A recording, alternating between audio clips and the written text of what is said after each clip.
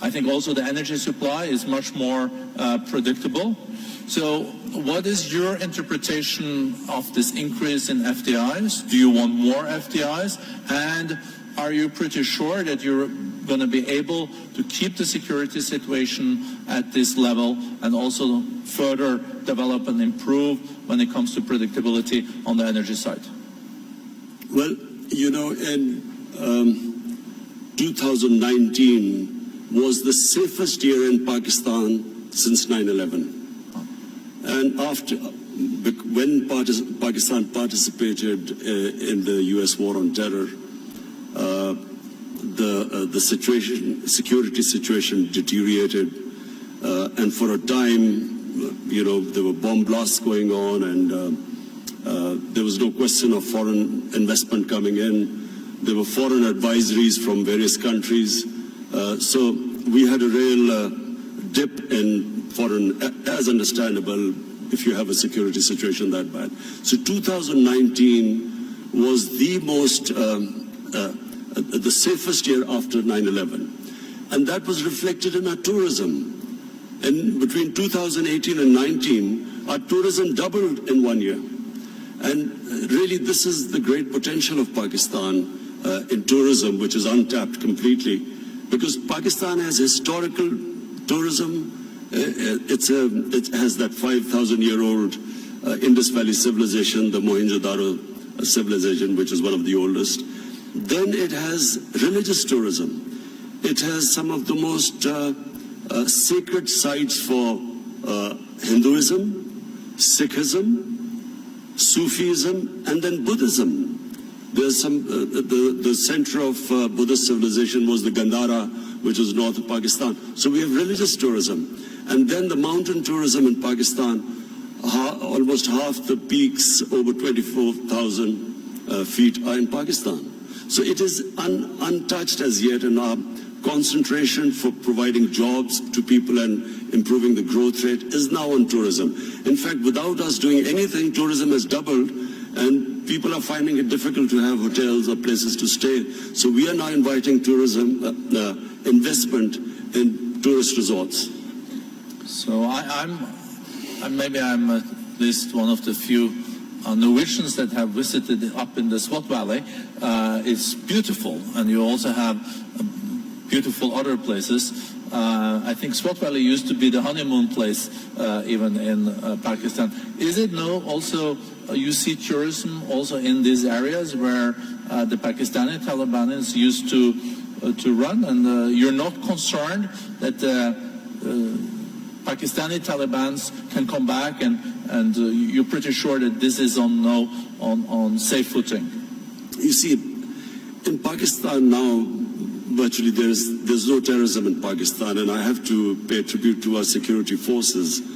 They did such a brilliant job, and it was for a while, we went through a really difficult period, but thanks to them, there is hardly any terrorism. I mean, you have the odd problem, but you know that you have anywhere in the world.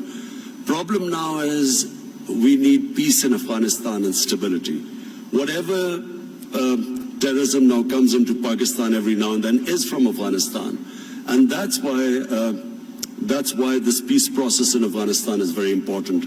The quicker Afghanistan settles this peace and stability, it's not just only good for Pakistan from the terrorism point of view, but also the connectivity to Central Asia, and which will benefit both Afghanistan and Pakistan. Are you, Mr. Prime Minister, optimistic that there can be a deal between Taliban and the government in Kabul? Americans are very much involved in this. You're also contributing. Is it possible this year? And do you think Taliban will also engage in a deal that will respect the rights of girls' education, women, and those areas where there have been progress in Afghanistan? Well, the first thing is that there has to be peace. And that can only happen if Taliban and the Afghan government, they sit together and there's a political settlement. That has to be the first step. just my view. I do not think that, the saying that you only cross the river once. What was in 2001 is not going to be now the case if and when Taliban and the Afghan government come together, because so much has happened since then. So I think it would be a completely different scenario. But the most important thing right now, and it's not going to be easy, but it is the only option, that the Taliban and the Afghan government sit together. Whenever that happens, it will have turbulence, but it is the only way forward. There is not, and there never was, a military solution in Afghanistan. Mr. Prime Minister, as you also alluded to and mentioned, you have also initiated initiatives to have Saudis and Iranians de-escalating and trying to establish dialogues. You are able, as a nation, to have pretty good relations, both Iran, Saudi Arabia, UAE, and other Gulf states. If you look at the escalation that we have seen lately, some people even talk about this Middle East being at an inflection point, and there is no way back, and there are those that are more optimistic that there will be a de-escalation. You will continue to contribute in that process, and how do you see that unfolding in the year to come after Americans killed General Soleimani and etc.? Is U.S. deterrence back in the region? Are you short-term, medium-term optimistic on de-escalation, or is this something that really keeps you up at night? Look, let me just first of all make a statement. I do not understand why countries go to resolve the differences through military conflicts. Because whenever, and this is just in our lifetime we've seen this, the moment you start a military conflict, you don't know where it is going to go. You can start a conflict, you don't know when it will finish. And then it has unintended consequences. So we have seen in front of our eyes Pakistan joining the US war on terror, and I was the one who was objecting to it. I was openly against it, and I thought Pakistan should have stayed neutral. It should not have become partisan, because Pakistan had nothing to do with 9/11. There were no Pakistanis involved. Al-Qaeda was in Afghanistan. And I remember then President Musharraf telling us, it's only a matter of a few weeks. So 70,000 people dead later, 10 years later, over $100 billion lost to the economy later, finally we realized we had made a mistake.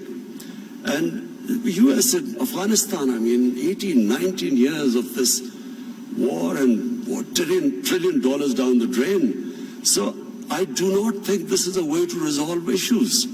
And the worst thing that could happen is, if it is a conflict between Iran and the US and its allies, it'll be a disaster. It'll be a disaster for us, Pakistan will be a disaster. It'll be a disaster for the developing world, because the oil prices will shoot up. Already we are trying to barely manage our budgets and our current account situation. Suddenly everything will be offset. It will cause poverty in the world. And God knows how long it will go on. So, we in Pakistan pray that this does not happen. We have tried our best. We've already talked to Saudi Arabia, Iran, the United States. I spoke to President Trump yesterday, and I told him that this would be a disaster for us if this war starts. Did he agree? He didn't say anything. You guys share with us. It stay in this room. No, I'm serious. He didn't say anything. But I think he understood, because this would be, in my opinion, it'll be insanity, because just Afghanistan is still not resolved, and Iran would even be a bigger problem. Mr. Prime Minister, you also underlined, coming back to the more domestic opportunities and challenges in your country, this accelerator that we have agreed on skills and upskilling and reskilling between the World Economic Forum and Pakistan. I think there is a huge potential. I think the youth bulge, the youth of Pakistan is a huge opportunity. How important do you think education is in this context, and how do you look at the national curriculum and the madrasas and the importance of teaching world-class math and sciences? You know, the tragedy of my country, because as I said, I grew up with my country, and in the 60s, Pakistan was the most exciting thing happening in Asia. It was the fastest growing country. We were moving fastest towards industrialization, our universities. I think your GDP was even higher than India's per capita, wasn't it? It's certainly, our industrial production was more than the 4 Asian tigers put together: Indonesia, Malaysia, Thailand, and Philippines. So it was, you know, the fastest growing country. And we lost our way. One was ill-conceived nationalization, which stunted this industrial growth. We could have,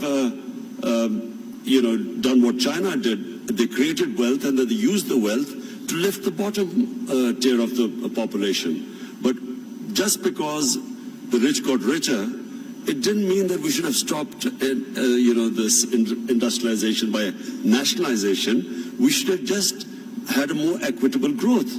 But that was one where we went wrong. And secondly, we just did not pay enough attention to our education system. So we developed this 3-tier education system: English medium for an elite, then there was Urdu medium, which was for the masses, and then there was Dini madrasas. 3 parallel systems going. So what my government is now trying to do is to synthesize the system, get the core issue, the core syllabus should be the same for everyone, and give everyone equal opportunities. The education system actually created the differences, economic differences between people, because people could not go on to the higher class because who are not equipped by the education system. So this is what we are trying to do: change the flaws of education system by synthesizing it. Thank you very much, Prime Minister. I see the time is out. I would like to continue this conversation. I think we're all very impressed with the reform agenda. We're seeing economic growth is being back. We see the foreign direct investments are there. So thank you for sharing this with the community. Well, economic growth is still coming, hopefully this year. The economy is stabilized. The growth is the second thing. As I said, I have never been insulted so much. Not insulted is not the word, but lacerated by the media. The way the media has attacked me because of the stabilization program. But this now, 2020, is the year we want to lift our growth rate and provide jobs to our young people. And I think you can also rely on the Davos community when it comes to supporting your agenda for reforms in your country, so you get back growth and a more inclusive growth. Thank you so much, Mr. Thank you. Pakistan सिर्फ अमन का शराकतदार होगा, किसी तनाज़े